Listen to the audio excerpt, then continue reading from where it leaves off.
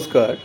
আমি এই ভিডিওতে ছাত্রছাত্রীদের জন্য একটা অতি বেসিক এবং ফান্ডামেন্টাল প্রশ্নের উত্তর দেওয়ার চেষ্টা করব।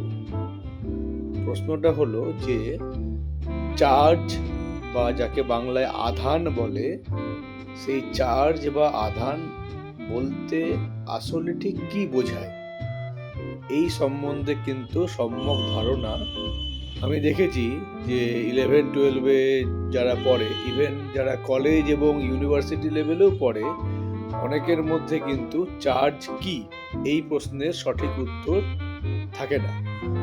তার পেছনে কি কারণ আমার ঠিক জানা নেই, কারণ ভারতবর্ষে এই মুহূর্তে অনেক নামিদামি কোচিং সেন্টার চলে, সেখানে নানা রকমের ট্রেনিং দেওয়া হয় এবং সবাই কিছু পার্টিকুলার এক্সাম ওরিয়েন্টেড পড়াশোনাতে অভ্যস্ত।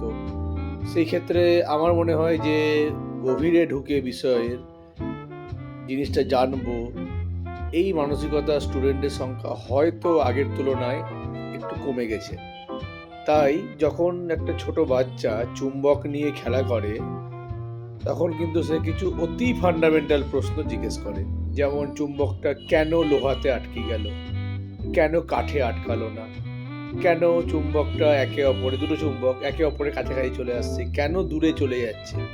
আমরা কিন্তু এই প্রশ্নের উত্তর বাচ্চাটাকে দিতে পারি না, কারণ এই প্রশ্নের উত্তর দেওয়াটা ওই বাচ্চার ক্ষেত্রে, বাচ্চার পার্সপেক্টিভ থেকে খুবই কঠিন।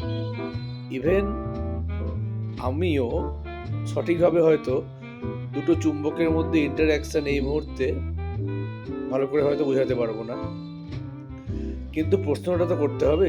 যদি প্রশ্ন করা বন্ধ করে দেওয়া যায়, তাহলে কিন্তু বিজ্ঞান পড়াটাও বন্ধ হয়ে যাবে।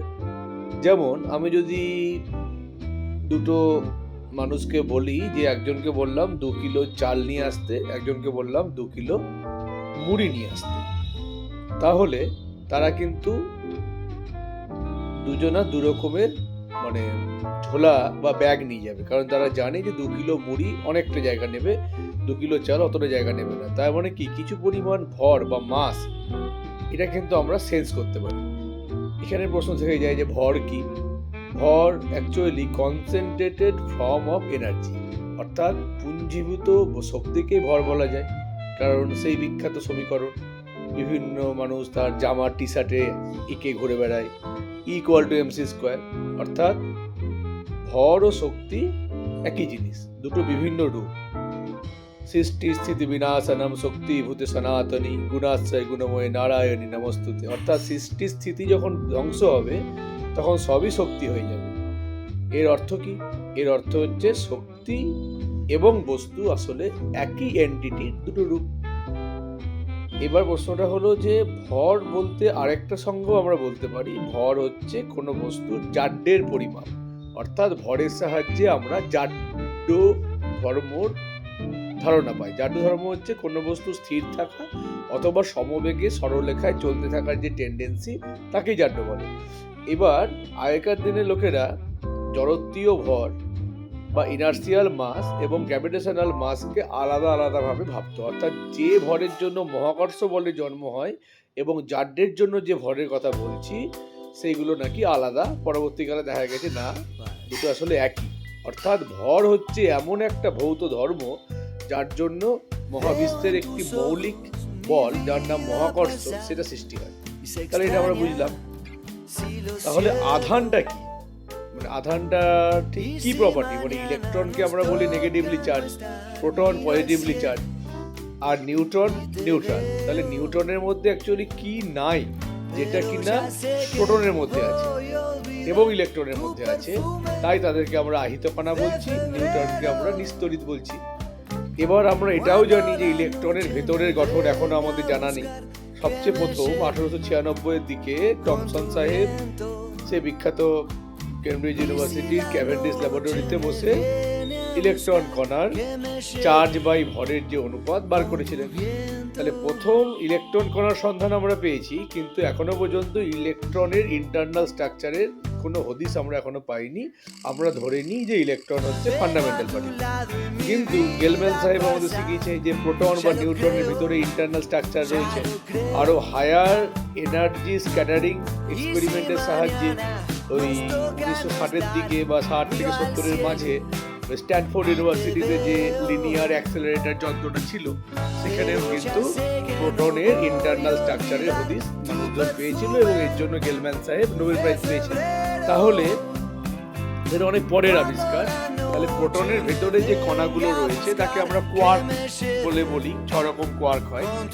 তাহলে সেই কোয়ার্ক কণার যে প্রপার্টি, একটা প্রোটন 3টে কোয়ার্ক দিয়ে তৈরি, তাহলে সেই 3টে কোয়ার্কের একটি বিশেষ ধর্ম ইলেকট্রনের একটি বিশেষ ধর্মের সঙ্গে মিল খাচ্ছে, সেটা হচ্ছে আধান। তাহলে আধানটা কি আসলে, এই ব্যাপারে কিন্তু প্রাচীনকালের মানুষজন, প্রাচীন খুব একটা না, মধ্যযুগে ওই বেঞ্জামিন ফ্র্যাঙ্কলিনের সময়কার লোকেরা সিল্কের শাড়ি ফাড়ি দিয়ে কিছু এবোনাইটের যে দন্তখণ্ডকে ঘষাঘষি করেছিল, ঘষাঘষি করে ওই মানে একটা সোলার বল ঝুলছে, তার সামনে নিয়ে যাচ্ছে, বলটা কাছে আসছে, দূরে যাচ্ছে, এরকম নানা রকমের মানে এক্সপেরিমেন্টাল ফাইন্ডিংস বিজ্ঞানীরা পেল।